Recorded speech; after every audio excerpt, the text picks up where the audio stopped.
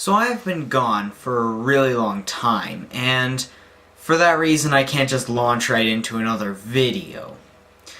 I have recently been lacking in motivation, but I am going to try doing more on my channel for 2017. One of the reasons for my lack of videos has to do with me trying to get my music channel off the ground. You can find that here, or wherever I put the annotation. You can also click the I guess. Because I have been gone for so long, I decided to make a video about something that I've never seen anybody do. Review some homebrew games on the Wii.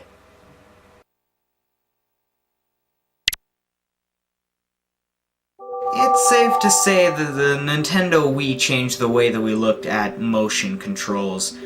Although it is hard to justify sometimes, like why should you get an amazing, good-feeling, fully functional controller like the PS4 controller instead of the Wiimote? I mean, it's flawless motion controls that get you moving. All jokes aside, what can you really do with a Wii in 2017? The games are without a doubt the main selling point for the Wii.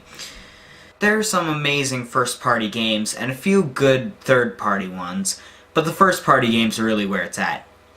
But what if you didn't want to get a Wii for gaming? Then buy an Xbox or a PlayStation, because they handle media way better. But if you're fixated on buying a Wii and not getting any games, which is weird, what could you really do with it? Streaming services like Netflix and YouTube look like they haven't been updated in a decade. Probably because that's true. Comparing it to an Xbox or PlayStation makes the Wii version look like it was neglected. YouTube looks very outdated and the interface isn't that useful compared to something you would find on a different console. So if you didn't like the outdated streaming services, well, let's take a look at the news. Well, I guess that got cancelled. What about the weather? What? That too? Come on, Nintendo should at least still support one of the most successful consoles they have ever made, right? Come on! Well, at least the internet channel works perfectly. Now you can have your emergency drama button without having to literally walk 2 steps to get it.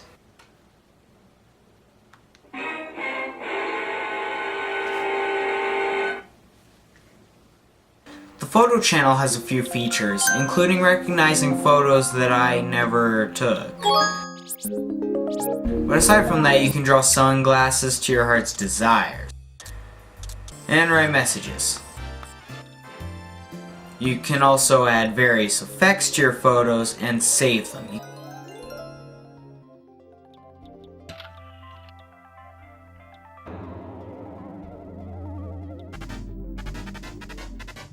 can even do a slideshow to show off your best works of art. I have saved the best part of the Wii for last. Well, I already established that the Wii games were the best part, so I guess I saved the second best thing for last. The Miis. Just kidding, those things are almost useless in the original Wii. No, I'm talking about the hacked channel that almost everyone will recognize.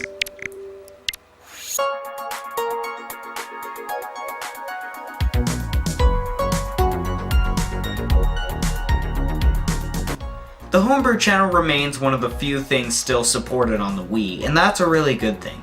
Basically, it allows you to pretty much do whatever you wanted. There are risks to using Homebrew software though, so if you want to use the Homebrew channel for yourself, make sure you do everything correctly. I'm obviously not going to talk about every single Homebrew software out there, that would take days.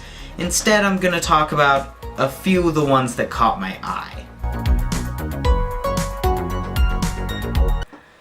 First off is an interesting application called Music Painter. It's certainly about music, I don't know about painting. You point the Wiimote at the screen, then press the A button for the main instrument, and press the B to play the secondary instrument. There isn't much to say honestly, it's fun to play for about 30 seconds.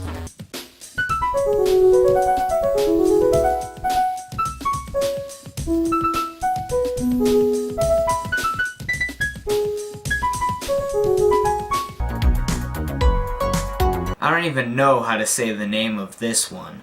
I don't even know what to do either, because it's all in what I assume to be Japanese. I think it's to practice the language, but I can't say for sure because I can't read any of it. Wii Metronome is just a metronome. I don't know who has a Wii set up in the same room as their instrument, but it's there for those who bought a $200 Wii instead of a $5 metronome.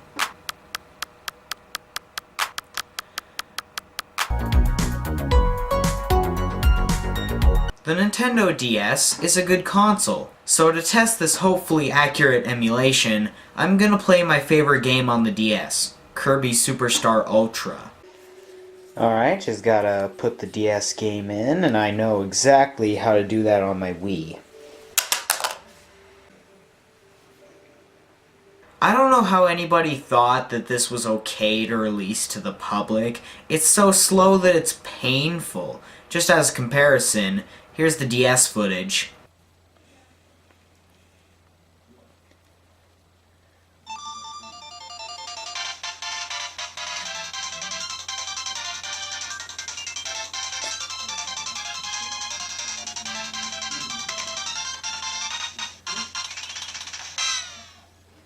And here's the Wii footage.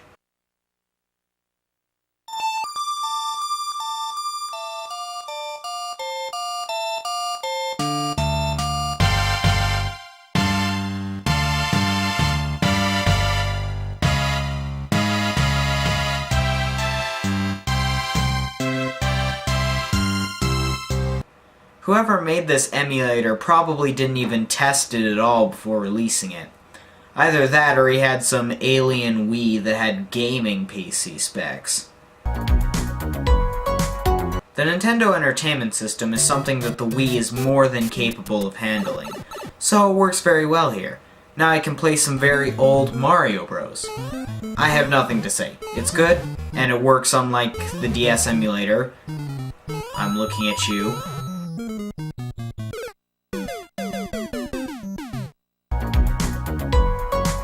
The Sega Genesis emulator works just as good as the Nintendo Entertainment System one. Nothing to complain about, there weren't any slowdowns either. Playing Sonic on a Nintendo console. Oh wait. Duck Hunt is a game on the NES that uses the Zapper gun. And I am wondering why Nintendo didn't make Duck Hunt for the Wii.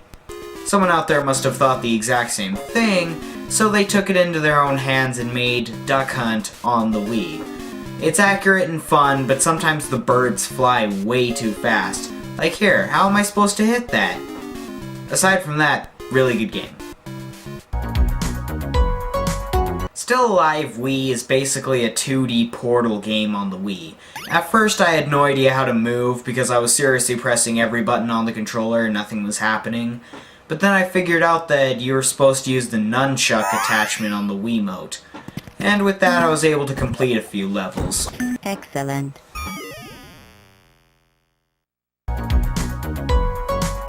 Build Blocks is a 3D sandbox. And that's it. Just placing blocks to create artwork. I'm not that skilled with this, so it doesn't seem like I'm gonna get that far with this one. Right off the bat, Splatter Castle has a brightness issue. It's almost too dark to see, yet you can still see clearly. This game is full of random hits that you can't see coming, like this for example. How was I supposed to react to that? Certainly a good platformer, but the random hits and terrible darkness make it not a good game. Project GMC is one of those few games that take advantage of all the power that the Wii has. It seems to use Sonic-designed platforms. Unless you know what's coming, you are 100% gonna be hit by something. The good news is, you seem to have infinite health. What's not great is the fact that when you are hit, you lose all momentum and fly backward, effectively killing you in most situations. Expect to die a lot. It's a good thing that lives never seem to be an issue, because you can just keep trying until you beat the stage. But after beating the stage, it doesn't advance to a different one. I mean, what kind of stupid game works like that? Instead, Project GMC seems to send you to the same level you were just on, looping forever. Instead of, ending.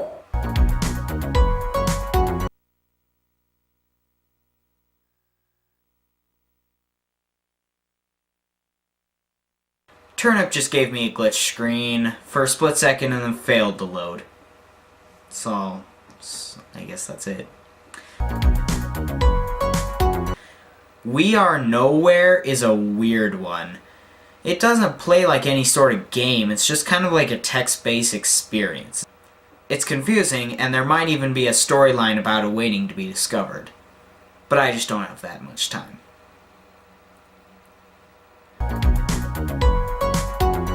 Noel is a game that uses the popular catchphrase, "Sandwiches can't always save Christmas," which is an obvious reference to all the non-existent Christmases that get saved by sandwiches. What is this game, you ask? Well, let's just wait for it to load.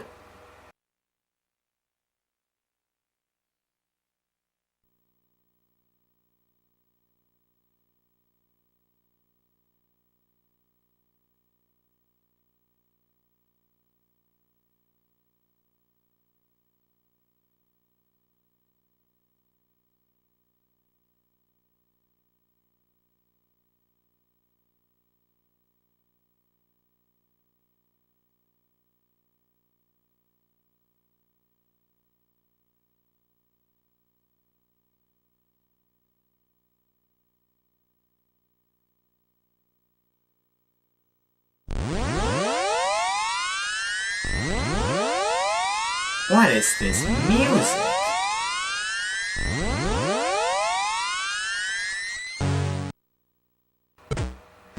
The actual game itself has pretty good music. It's basically a shooter where you're glued into place except for your gun, which can freely twist.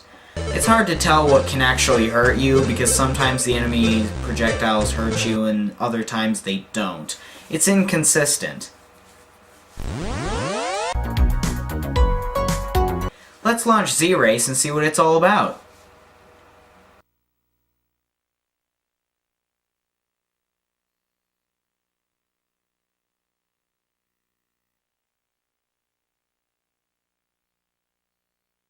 Well, never mind then.